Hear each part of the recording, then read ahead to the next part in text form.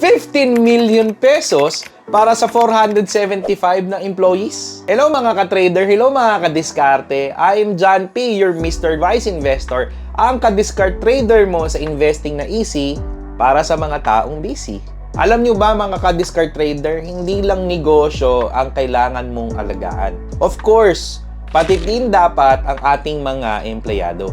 Isa sila sa pundasyon na lumago ang ating negosyo. Kaya naman sila ginastusan ng may-ari ng bench ang kanyang 475 na employees sa bakasyon at hindi lang basta-basta kung saan. Dinala niya lang namang ito sa pinakamasayang lugar sa mundo, sa Hong Kong Disneyland.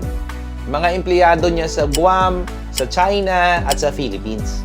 All expense paid para sa ika-35th na anniversary ng bench. Sino nga bang hindi sasaya doon, di ba? Paid leave, bonuses, healthy environment, at long patience ay ilan lamang sa pwede mong ibigay sa mga empleyado mo. Ikaw, anong diskarteng ginawa mo para sa empleyado mo? Kaya mo bang gumastos ng